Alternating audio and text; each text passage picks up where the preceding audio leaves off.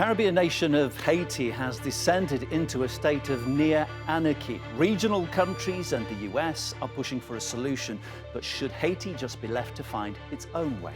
Haiti became only the second independent state in the Western Hemisphere, behind the US in 1804, after rebel slaves defeated their French colonial rulers. But it's had a long and painful history of foreign interference and state corruption since then. I'm Neil Harvey, and today's newsmaker is Haiti.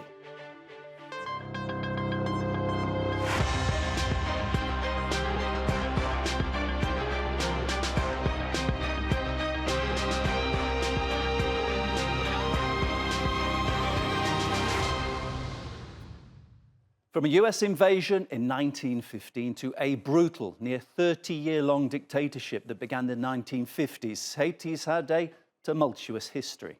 Add in a devastating earthquake in 2010 that destroyed large parts of the capital, Port-au-Prince, and a presidential assassination in 2021, and it's not hard to see why it's now the poorest country in the Americas. Haiti's capital has descended into a state of anarchy. Armed gangs and paramilitaries who control 80% of Port-au-Prince have tightened their grip, attacking police stations, burning shops, storming prisons, and forcing the main cargo port to close. They demanded the resignation of Prime Minister Ariel Henry. And on Tuesday, stranded in Puerto Rico and unable to return, he agreed to step down once a transitional council is formed. Haiti wants peace. Haiti needs stability. Haiti needs sustainable development. Haiti needs to rebuild democratic institutions. I'm asking all Haitians to remain calm and do everything they can for peace and stability, to come back as fast as possible for the good of the country. Henry has led the country since the assassination of President Jovenel Moïse in 2021. Most Haitians see him as corrupt. It's been 7 years since the country held elections, with Henry repeatedly postponing the vote. But violence and diminishing international support finally brought him down. His announcement came after Caribbean nations and US Secretary of State Antony Blinken met in Jamaica to discuss the increasing disaster. Blinken said the US supports an independent presidential council. Second, enable the swift deployment of the multinational security support mission. And third, through that deployment, through a reinforced Haitian National Police, create the security conditions that are necessary to hold free and fair elections. In October last year, the UN Security Council approved an international force to help Haiti fight gang violence. Kenya agreed to lead the force, but the deployment has been delayed. This recent wave of anarchy further complicates the future of that mission. Haitians are justifiably wary of foreign intervention, thanks to their painful past experiences. A 13-year UN mission there was ended in 2017, marred by accusations of rampant sexual abuse. And on top of that, a sewage leak from a UN base led to a cholera outbreak that killed thousands of Haitians. When we talk about CARICOM, when have they ever done anything for Haiti? We must take our destiny into our own hands. All Haitians need to work together to see if we can save the country. Those countries always put Haiti in a situation where we end up fighting one another. The country's powerful gang leader, Jimmy Barbecue Cherizier, who led the campaign of violence to topple Henry, called on the international community to give Haiti a chance.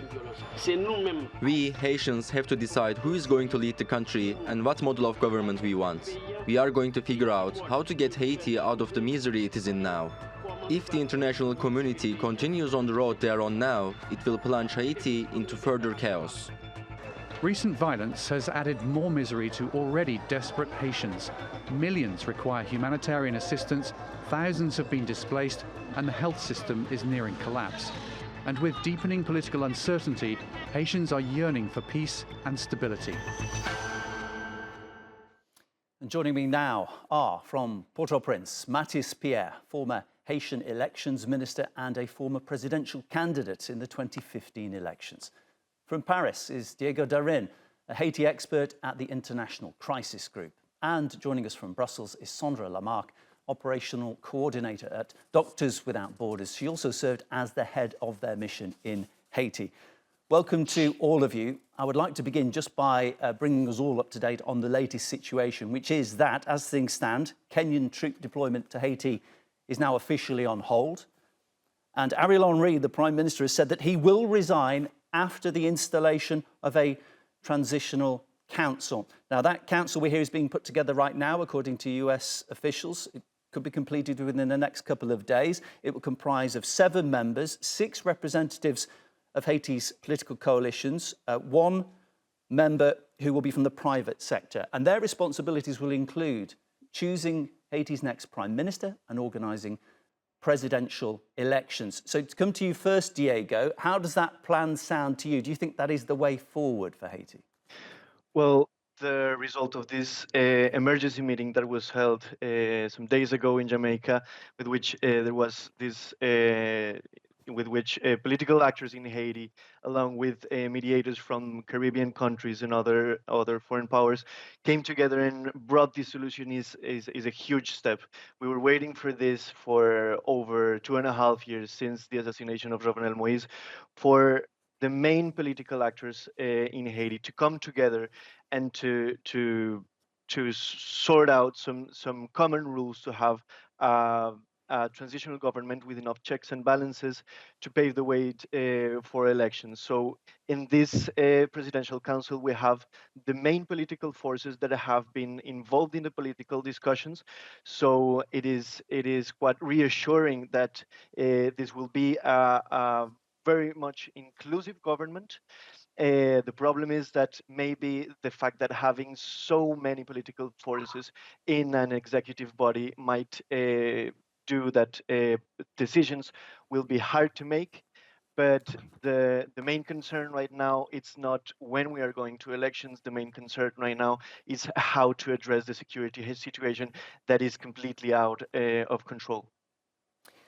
Mathias, coming to you, I mean, that's potentially a way forward, but any way forward is going to face the problems that already exist. And one problem that's been there, the accusation, it's been there for decades, is corruption. It's an accusation that's also been made by the G9 gang leader, Jimmy Cherizier, who says that Haiti's politicians are corrupt and that they don't invest money in the social services and that they don't invest in infrastructure. You, as a politician yourself, what have you seen? Is that a correct assessment? Is there a problem with corruption in the country? It's very difficult to comment on a gang leader's assessment. But it's not just Jimmy Cherizier who said that. That accusation's been made for decades. When there's struggle for power, and which is what we have now, we choose as Haitian leaders to use force, and force is taking our guns and try to change things. I think the way forward should be based on the law, institutions, and the law of the land. And based on that, we can address the situation that we're having today, which is the total breakdown of the country. We went from a failed state and now to a failed nation. Why? Because our political leaders are refusing to accept principle to access to power, its elections. And that's where the problem is. Because if we go and accept the principle of elections, when there is accusation of corruptions from a specific leader, what the people will do, they will go to vote and vote for somebody who's clean, who can fight the corruption. And that's the biggest problem that Haiti has been having for the past 100 years. We're fighting, we don't accept the principle to access to power is through election, not our muscles, guns, and try to topple whatever government is in place. I respect your answer, Mathias, but I have to insist. I feel like you avoided the question there. I mean, it's kind of yes or no. Do you feel there has been a problem with corruption? Certainly, the corruption is a huge problem. You can look at the list of people that has been sanctioned by the international community for the past, I would say, 20 years. There's a lot of accusation. There's a lot of problem of corruption. They can be tackled. But for them to be tackled, it's not going for me as a politician to raise money, guns, gangs, and try to topple the government in place and in order to restore order. We need to restore order using democracy. We need to restore order using the law of the land. And that's where we should go to address the problem. Sandra, we read that half of Haiti's population of around 11 million are suffering from food insecurity. On paper, it doesn't really mean a lot to a lot of people who read that. But what does that actually mean in real terms? How bad is the humanitarian situation? The situation is really dire for most people. First of all, citizens in Port-au-Prince and its suburb live under a permanent state of terror. It's more than insecurity. People are extremely scared. Some people are trying to stay home, and even inside their home, they can be shot at. In our hospitals, we have 6 MSF, Doctors Without Borders. We run 6 health facilities in Port-au-Prince and its metropolitan area. And we see people who are injured in their sleep, children injured in their sleep, people who have gunshot wounds when they try to flee their homes. We see victims of kidnappings who are raped, who are burned, who are tortured. So the level of brutality that is inflicted on civilians is extreme.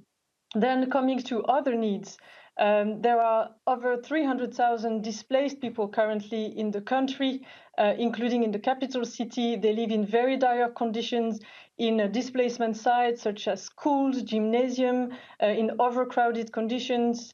The recent events have also caused difficulties to get fuels, meaning that the water supply systems in certain districts of the capital city are not functioning.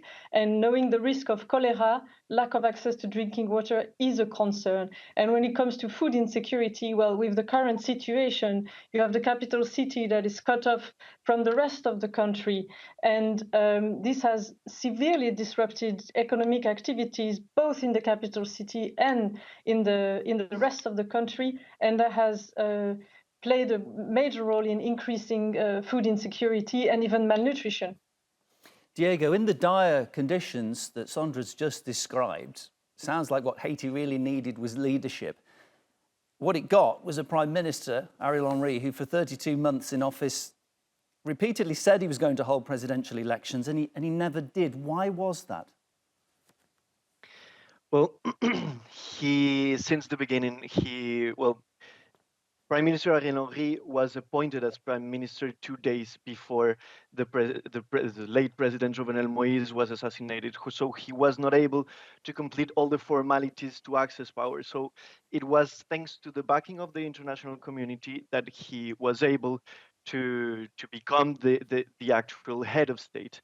So he wasn't seen as a very much legitimate leader by most Haitians.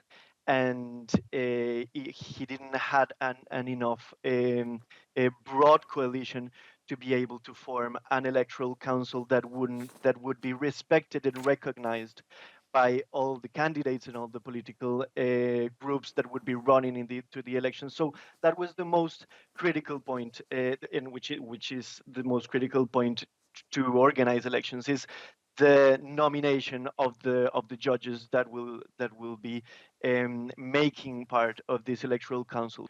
Staying with you, Diego. If I can pitch in on that. Please come in, Mathias.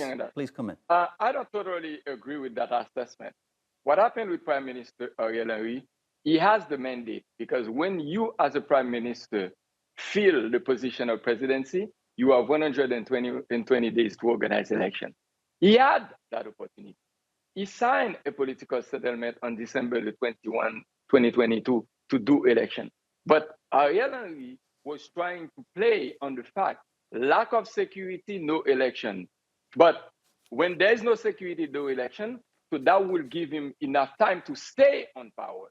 And what finally get him out is because he announced that election will be held by 2025, and he will leave power in 2026.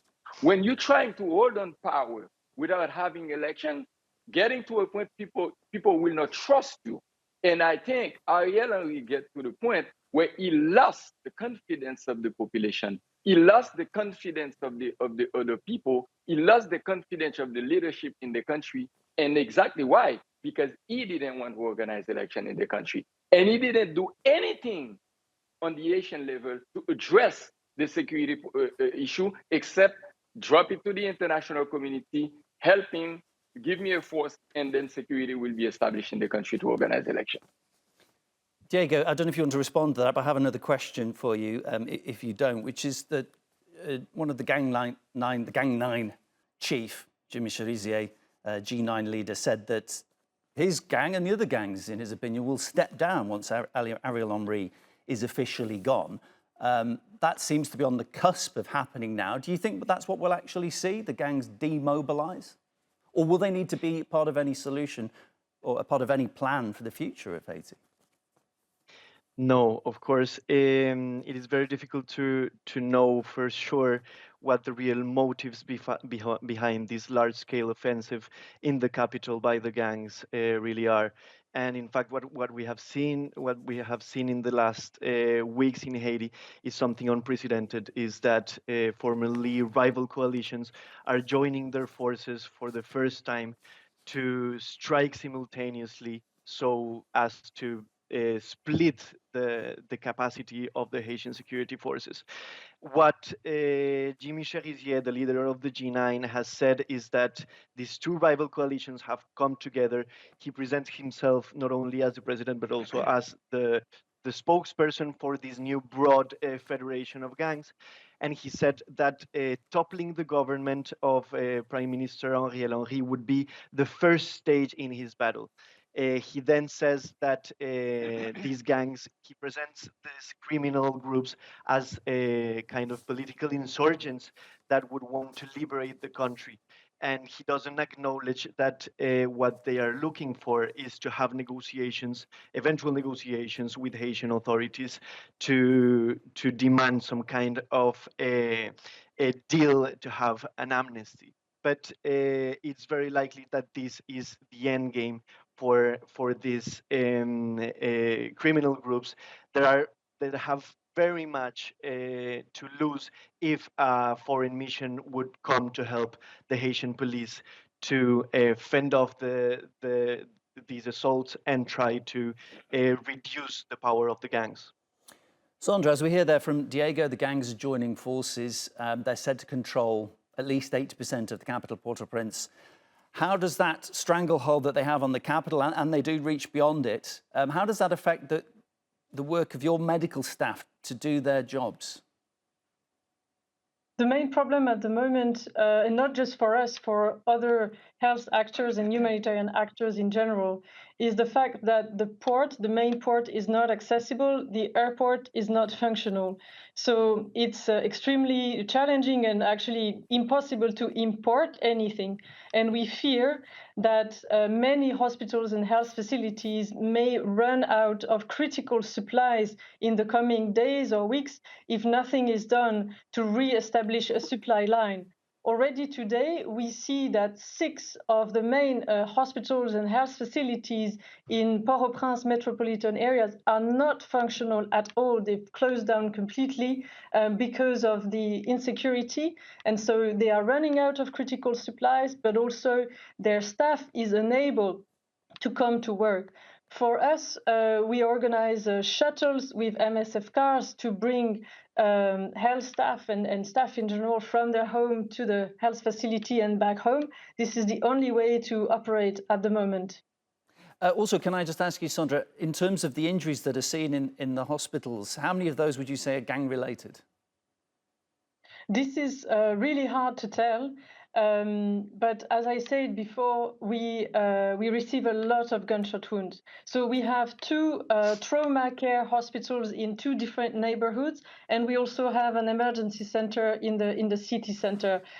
We receive a lot of gunshot wounds. As I said, it can be stray bullets, it can be direct shooting, and we don't ask questions to patients when they come in. But for sure, the current situation, and especially it's not new. We've received gunshot wounds to extreme numbers for the past 3 years. But the recent spikes, I would say, of the past 2 weeks has made this situation even worse, and we are really receiving an unprecedented number of wounded. What is worrying is that sometimes we see that the injuries are more severe because the type of weapons that is used or the caliber is creating more damage to the bones, the tissue, and so these are much more complex operations, heavy operations. Mathias, if we look at the issue of international interventions, there have been several. I think of 1994, when President Aristide was overthrown by a military coup. US forces came in. And also 2004, again, there was a rebellion. There were US forces, there were UN peacekeepers came in. Neither of those interventions seemed to bring about peace or democracy. It seems to me, just in my opinion, that they were dealing with the symptoms of the problem rather than the root cause of the problem. Is there any reason to think that an international intervention this time round will produce any better results? Personally, I'm not sure. We've been going through that, and the first one was in 1915, as you said, when the country fell into chaos, total anarchy, gang members, and then occupation. They stabilized the country for a few years, and then we get back again. And I think same thing that happened in the past 20, 30 years is going to be the same thing happening. The point of the matter is Haitian leaders, political leaders, economic and social leaders have to come together, be conscious that we have to change the country. And how to change this country is accepting the two principles. One is competition when it comes to economy. It's competition when it comes to politics, means election to access to power. Stabilize the power, civil society, and stabilize the way that we fight, because we keep fighting, struggling for power, trying to steal power one from each other. We don't accept the principle of vox populi, vox dei. The voice of the people should be the voice that get us elected, that get us to power. And that's what we don't accept.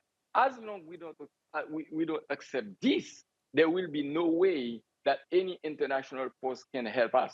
They can come, they can calm down the situation, which I think is going to happen, but bigger problem has to be addressed. One of them, any Asian government now needs to negotiate with the United States of America. As you can see, the gangs, they have guns, they have equipment, but the police force, the army are not equipped. How to get those forces to be equipped? How to get those forces to be regulated so they can help civil government lead this country and create stability? That's where we need to go. Matthias, is there a danger? Is there a danger? Because I spoke a few days ago to the former US Special Envoy to Haiti, Daniel Foote, and he said that Ariel Henry was a puppet of the US government. Is there a danger by relying so much on the US, you might end up with the same situation? I don't say rely on the US. There's an embargo imposed by the US government on Haiti to import guns, arms, and equipment. That's exactly why you see the police force is so weak. They don't have equipment, they don't have weapons, they don't have ammunition. So they can't fight the gang. That's what I'm talking about. Negotiation, not being a puppet of any US government. And on that side, I have to admit also, most of us in politics, when we're not making decisions, when we're not leading the country, we take the pretext of leaning on the US government or foreign government to show that we have power, and then we're gonna be like the representative of some foreign power. Matthias, I apologise to interrupt you here, just because we're running out of time, and I want to come back to Diego, because we're talking about the future, but I want to look back to where did all this begin, perhaps. Haiti's history as a country, it started with so much promise. Slaves overthrowing their oppressors. They declared independence in 1804. What happened next? Let's hear now from William Booth, who's a lecturer at University College London. For the last 200 years, Haiti has been punished for for having a successful revolution of enslaved people. It was slapped with a brutal set of reparations by France, which impoverished it for around 150 years. The United States then took over debt interest payments for much of the 20th century. And Haiti, until it is freed from significant dependence on odious debt, on very unfair punitive debt, it is not going to get the chance to develop. Diego, what would you say in response to that comment that more than 100 years of extortionate reparations, as it was called, to France, really, did Haiti ever have a chance? Well, very important to understand the current situation of Haiti is to look back into history and understand how did we got here. And yeah, roughly 2 decades after Haiti very hardly won its independence, France threatened to wage a great war if Haiti didn't accept to pay a huge amount of money in compensation for its lost property, including slaves. So this really hampered Haiti to, for example, have the same growth rates as the neighboring countries in Latin America. And what is very disheartening to see right now is that, for example, in this very much needed multinational force that would have to go to Haiti, which the cost is estimated at around 600 million, France has only committed to contribute 3.2 million. So, Diego, I do apologize. Much as I want to hear more, I'm afraid the clock has run out on us. Thank you so much to all of you for taking part. Mathias Pierre, Diego Darin and Sandra Lamarque, thank you so much for your contributions, much appreciated. And thank you so much for you guys at home for watching. Remember, you can follow us on X. Be sure to subscribe to our YouTube channel. This was the Newsmakers. I'm Neil Harvey. See you next time.